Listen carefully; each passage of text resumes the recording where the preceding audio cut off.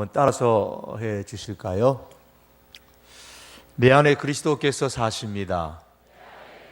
네, 올 2018년도 표입니다.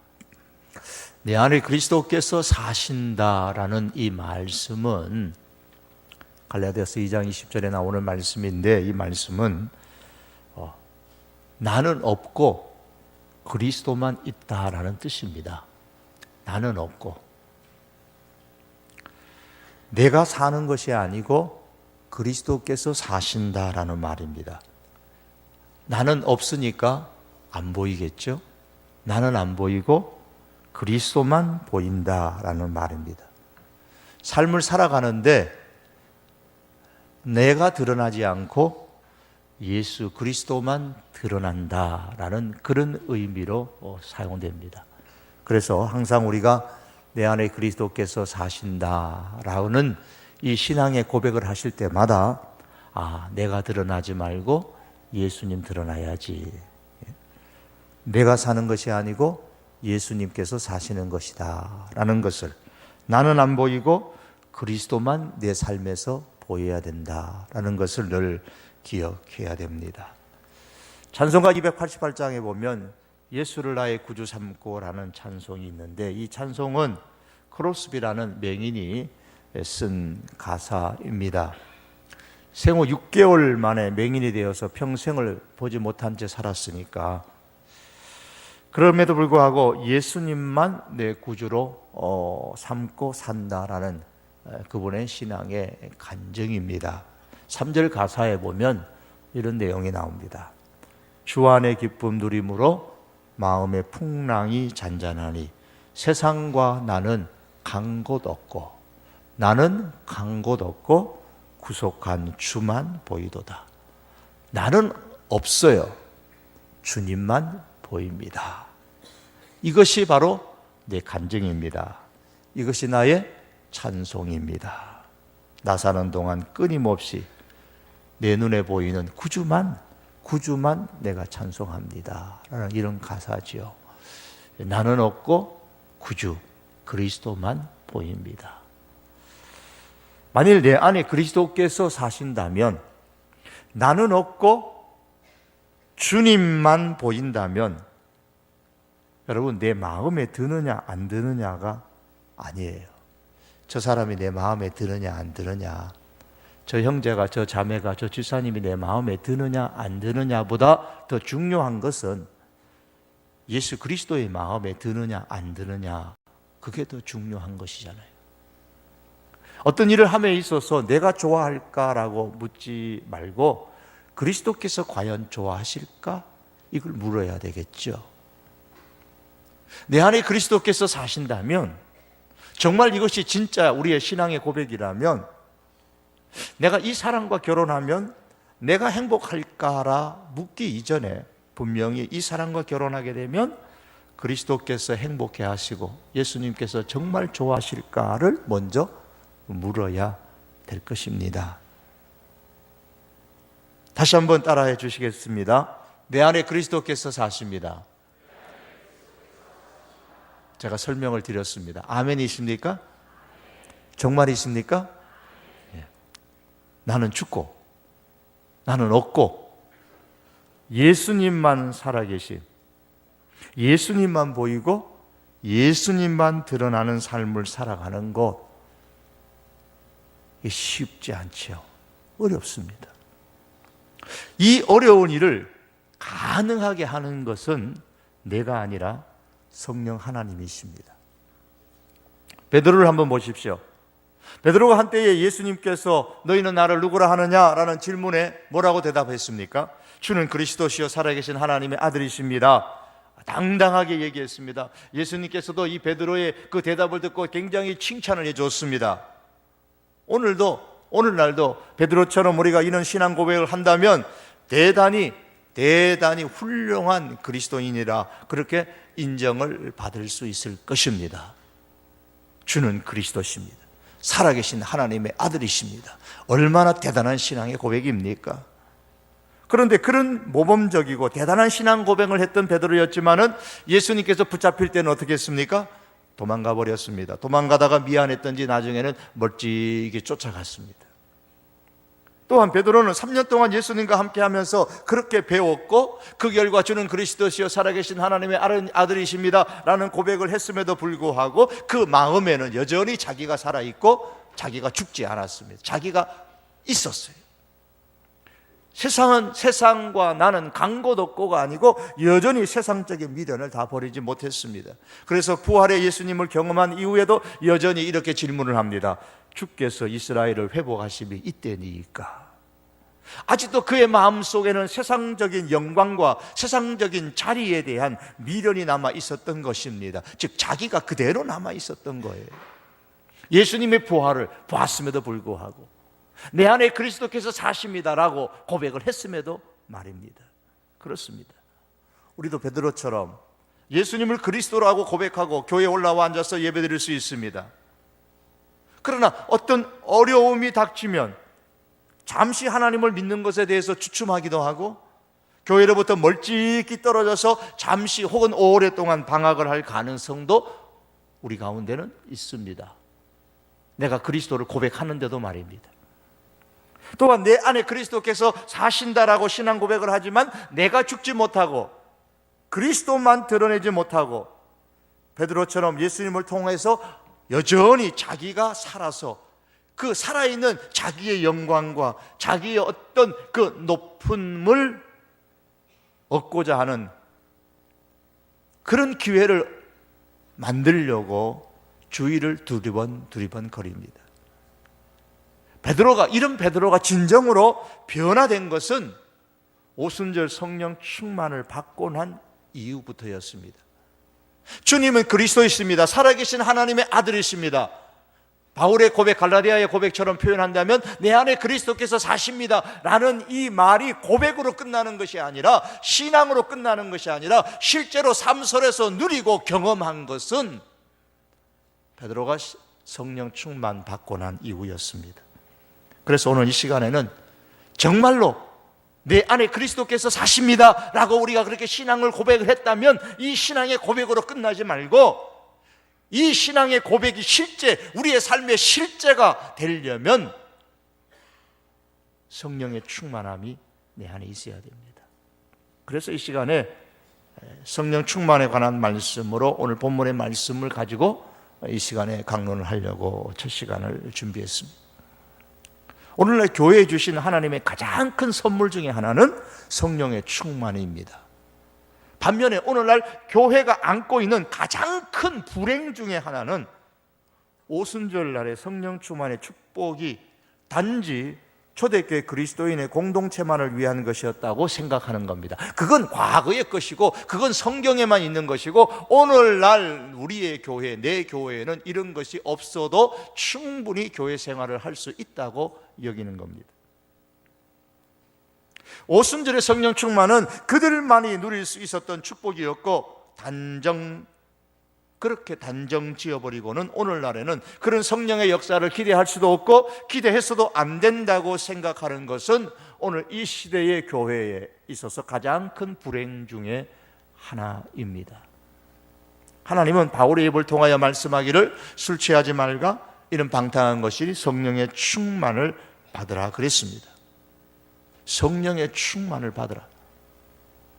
단지 성령의 충만함이 오순절에 있는 그 성령의 충만함으로 끝났다면 하나님께서는 교회를 향하여서 성령의 충만을 받으라고 말씀하지 않으셨을 것입니다.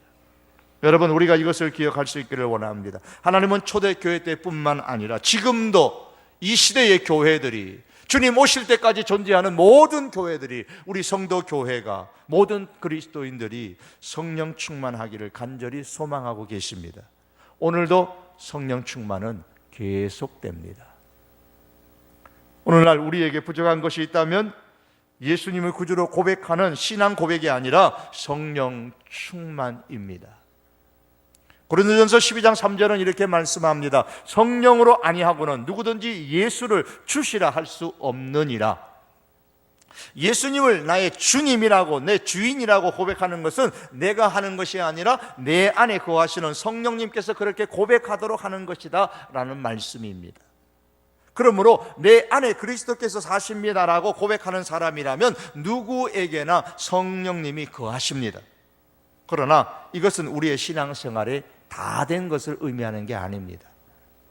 세상을 구원하시려는 하나님의 이 놀라운 구원의 계획 혹은 하나님 나라의 운동은 예수님의 초림과 예수님의 죽으심과 예수님의 부활로 완성된 것이 아닙니다.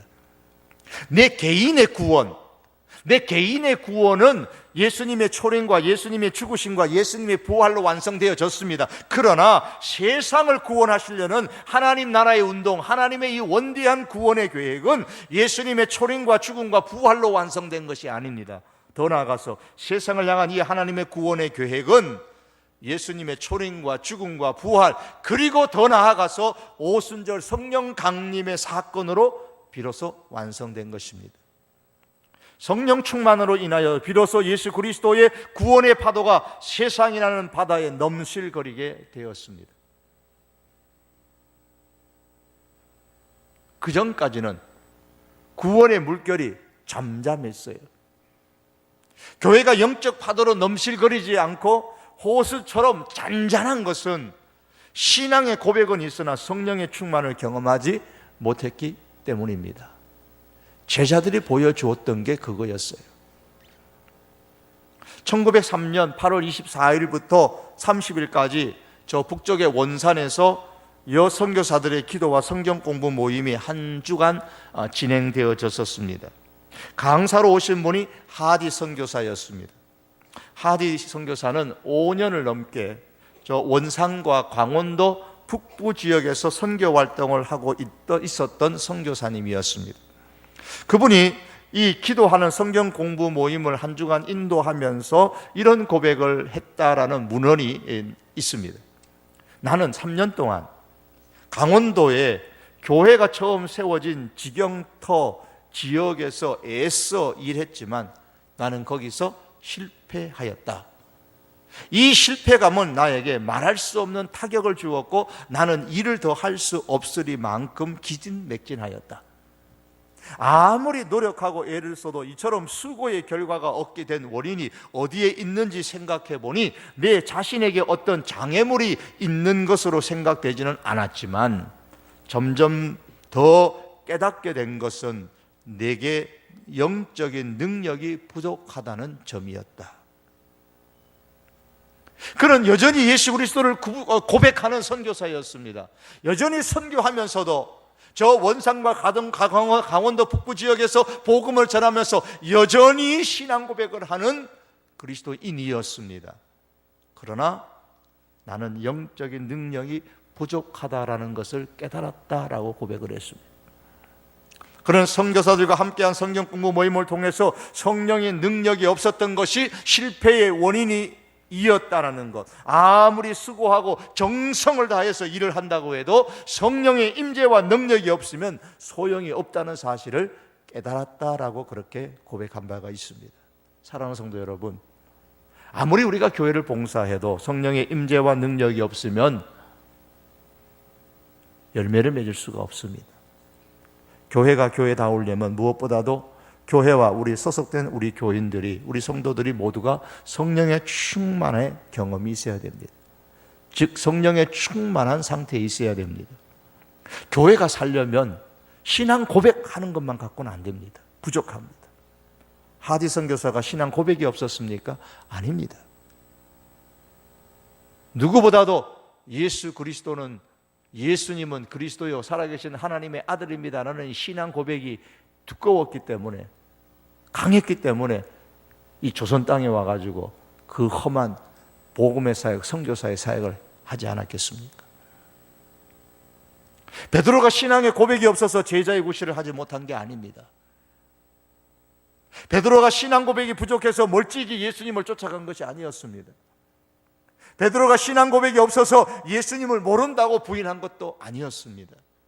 성령의 충만이 없어서 제자의 구실을 하지 못했습니다. 이 사실을 예수님은 너무나도 잘 알고 계셨기 때문에 베드로를 비롯한 제자들에게 이제 떠나시면서 부활하시면서 성령의 충만을 받을 때까지 예루살렘에 머물러 있으라라고 당부하셨습니다. 오늘 한국교회에, 또 우리 성도교회에, 그리고 우리에게 예수님께서 하실 한마디의 말씀은 이것입니다. 성령의 충만을 받으라. 어떻게 성령의 충만을 받을 수가 있을까요? 성령의 충만은 성령을 사모하며 기다리는 곳에 임하십니다. 승천하시기 전에 예수님은 그들에게 아버지의 약속하신 것을 기다리라 그러셨습니다. 사도행전 1장 4절에 보면 저희에게 분부하여 가라사대, 그들에게 분부하여 가라사대, 예루살렘을 떠나지 말고 내게 들은 바 아버지의 약속하신 것을 기다리라. 참된 믿음은 하나님의 약속을 실제적인 경험으로 이끌어내는 거예요. 1000가지의 약속을 받았다 할지라도 그 중에 한 가지도 실제로 약속의 실현을 누리지 못한다면 그것은 한 가지의 약속도 받지 못한 것과 다를 바가 없어요. 아무리 약속을 받으면 뭐합니까? 실제로 내가 누리지를 못하는데요. 헬스를 하고 나면 이제 땀을 이제 씻고 하죠. 열탕에 들어가서 땀을 빼고는 하는데 제가 자주 이제 가기 때문에 늘 이렇게 마주치는 분들이 많이 있습니다. 어느 두 분이 꼭 함께 주고 얘기를 주고 받아요.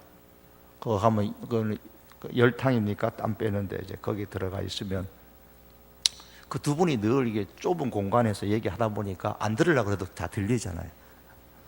두 분이 하는 이야기가 주제가 뭐냐면 똑같아요.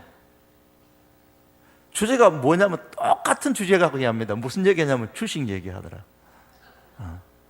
거기서 늘 주식 얘기하는 거예요. 무슨 주식, 뭐 어떻고 주식 얘기합니다. 한 분이 한 번에 이런 얘기 하더라고. 주식에 속지 말라면서 이런 얘기를 합니다. 이분이 이야기를 이제 제 말로 이제 조금 각색하면 이런 내용입니다. 가령 주가가 5,000원이었던 주식이 5,500원이 되면 주식이 올랐다고 굉장히 기분 좋지. 그런데 실제로는 그건 내 손에 든 것은 아무것도 없는 거야. 그건 그냥 계산상의 이익을 얻는 것 뿐이지, 이것은 단지 많은 이익을 얻었다라는 약속에 불과한 거야. 이 약속을 내가 실제로 500원도 올랐던 것을 실제로 내가 경험하려면 그 주가가 5,500원이 됐을 때 팔아서 그 이익금을 내 통장에 입금시켜야 그게 진짜 이익이 되는 거야. 그 전까지는 아무리 올라도 그거는 내가 많이 이게 이득을 봤다라는 하나의 약속이지 실제로는 아무것도 아니야. 그러다 그 다음날 뚝 떨어져 버리면 그거는 아무것도 아니야. 뭐 그런 이야기를 하는 거예요. 여러분, 하나님의 약속이 아무리 많아도 그것을 믿음으로 실제 나의 삶에 끌어들여야 되는 거예요. 내 손 안에 있어야 되는 거죠. 이득 얻은 것이 내 통장 안에 있어야 되고 내 손 안에 있어야 되는 것처럼 하나님의 약속이 내 손 안에 들어와야 되는 거예요. 내 삶 속에 있어야 되는 거예요. 아버지의 약속하신 것을 기다리라 그랬습니다. 아버지께서 약속해 주신 것을 받으려면 예루살렘을 떠나면 안 된다. 약속하신 것을 받을 때까지 예루살렘을 떠나지 말아라 그랬습니다.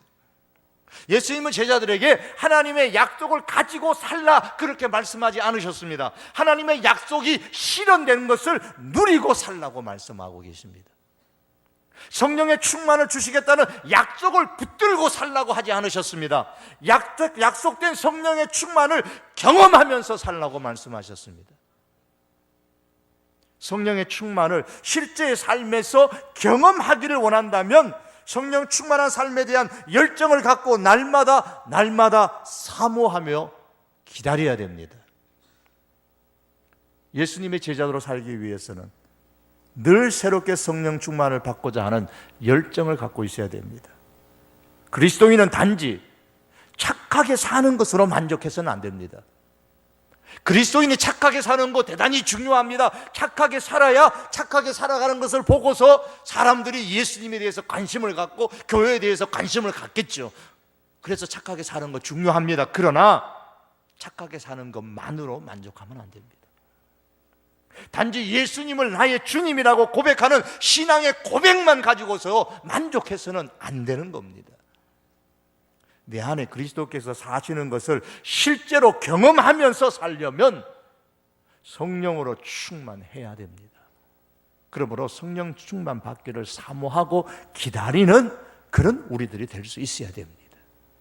그런데 그냥 기다리는 것이 아니라 기도하며 기다려야 됩니다. 성령 충만을 받을 때까지 예루살렘을 떠나지 말라라고는 말씀을 남기시고 예수님은 그들이 보는 가운데서 승천하셨습니다. 그 후에 제자들이 어떻게 했습니까? 그들은 흩어지지 않았습니다. 예루살렘의 한 집에 들어가서 마가의 다락방이라고 우리는 그렇게 얘기를 합니다. 거기에 올라가서 함께 기도합니다. 사도행전 1장 13절과 14절에 보면 들어가 그들이 유하는 다락에 올라가서 베드로, 요한, 야고보, 안드레, 빌립, 셀모니, 시몬, 야고보의 아들 유다가 다 거기서 여인들과 예수의 모친 마리아와 예수님의 아우들로 더불어 마음을 같이하여 함께 기도에 힘쓰니라 그랬습니다. 14절 말 오로지 더불어 마음을 같이하여 오로지 기도에 힘쓰더라. 오로지 기도에 힘쓰더라. 남녀 구분 없이 120여 명의 사람들이 마음을 같이 해서 오직 기도에 힘썼습니다. 무엇을 위한 기도였겠습니까?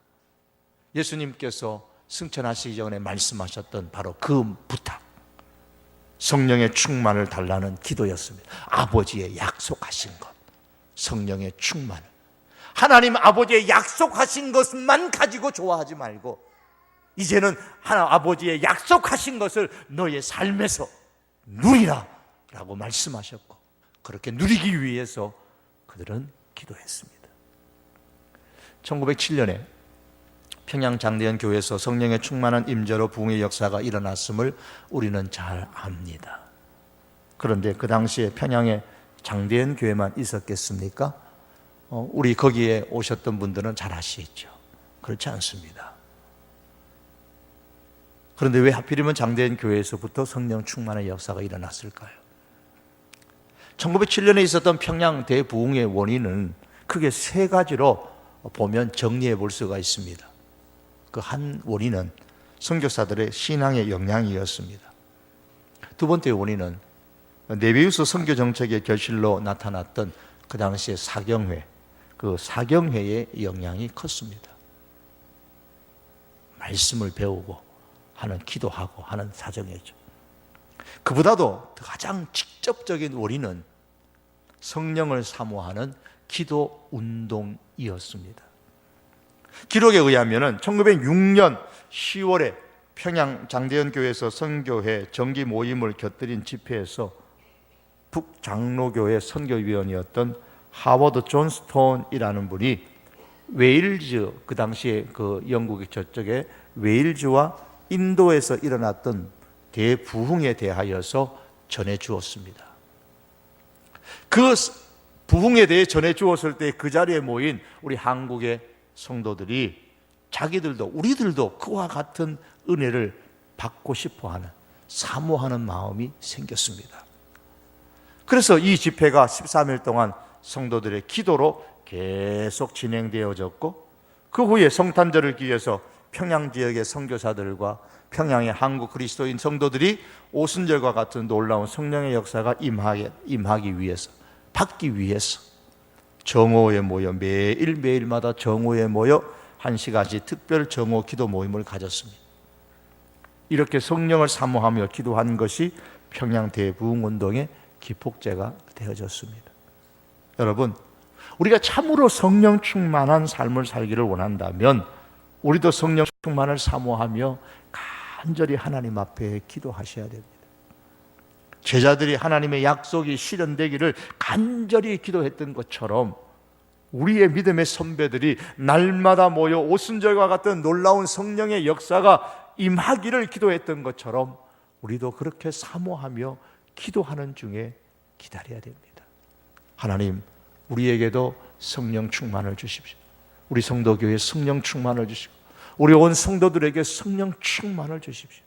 사모하며 그렇게 기도하셔야 됩니다. 근본에도 이 기도 불금을 통하여서 이 성령의 충만함이 우리 성도교회와 우리 각자의 심령에 임하도록 기도할 수 있기를 바랍니다. 우리의 정식적인 공식적인 모임은 4번이지만은 여러분 힘써 참여하시고 또 집에 계시든지 그 외에 교회에 오시든 모든 시간 속에 성령의 충만을 사모하며 기도할 수 있기를 바랍니다. 여러분, 우리 하나님은 저 길거리 지나가는 아무나 붙잡고 성령 충만을 주시지 않으십니다. 성령 충만을 주실 때에도 그냥 던져주시지 않으십니다. 하나님은 먼저 준비된 마음에 성령의 충만을 주십니다. 성령의 충만을 열정적으로 사모하며 기다리십시오. 이 성령의 충만을 사모하며 기도하는 중에 기다릴 수 있기를 바랍니다. 예루살렘을 떠나지 않고 성령을 사모하며 기도하는 중에 하나님께서 어느 날 성령의 충만을 주셨습니다. 그것이 우리가 읽은 사도행전 2장 1절에 이하의 또 4절 말씀입니다. 성경은 말씀합니다. 두드리라 그러면 열릴 것이라. 문이 열리지 않는 이유는 두드리지 않았기 때문입니다. 두드리는데도 열리지 않는 이유는 계속해서 두드리지 않았기 때문입니다. 열릴 때까지 두드려야 됩니다. 두드리면 열릴 것이라는 것은 예수님의 약속입니다.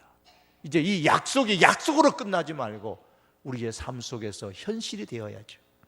구하면, 두드리면, 찾으면 성령을 주시지 않겠느냐 그랬습니다.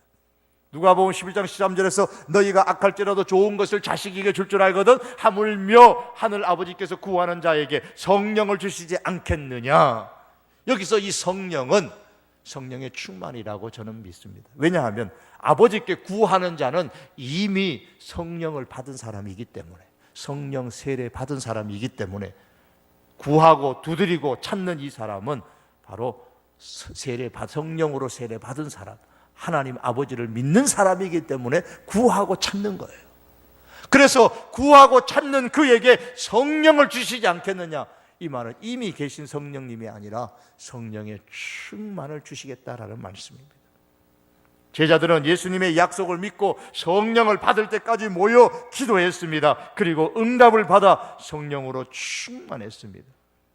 성령으로 충만한 그들에게 일어난 가장 큰 변화가 무엇입니까? 4절의 말씀 보면 2장 4절에 그들이 다 성령의 충만함을 받고 성령이 말하게 하심을 따라 다른 언어들로 말하기를 시작하니라.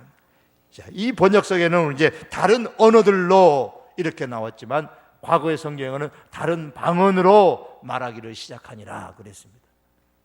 방언을 했는데 이 방언이 뭐냐면 좀 더 내려가면 우리 8절에 보면 우리 각 사람이 난 곳 방언으로 듣게 되는 것이 어찌 됨이냐 라는 이 말씀의 이 방언이에요. 그러니까 우리 4절에 나오는 성령이 말하게 하심을 따라 했던 이 방언은 언어들이야. 다른 나라, 다른 지역의 말이라는 거예요. 다른 지역의 언어를 했다라는 말입니다. 더 중요한 것은 뭐냐면 말하기를 시작했다라는 겁니다. 말하기. 그전에는 어땠다는 거예요? 그전에는 말을 안 했어요. 제자들이 예수님의 부활을 경험했음에도 불구하고 말을 하지 않았습니다. 그런데 이 성령 충만을 받고 나서부터는 말하기를 시작했습니다. 어떤 방언을 말했냐 하면 그게 이제 9절 말씀이죠. 9절과 10절과 11절에 나오는 이 말들입니다. 이 말들을 말하기를 시작을 했습니다. 무슨 말을 했을까요? 무슨 말을? 오순절 성령의 충만하게 임하기 전에 제자들은 두려워서 밖에 나가서 예수님 부활하셨습니다라고 입도 뻥긋하지 못했습니다. 문을 잠가놓고 집안에서 두려워하고 떨고 있었습니다. 그러나 성령이 충만하게 임하자 각기 오순절 명절에 예루살렘에 모였던 사람들을 향하여 거리로 나아가서 그들이 알아들을 수 있는 방언으로 말하기를 시작했습니다. 벙어리였던 성도들의 입이 열려졌습니다.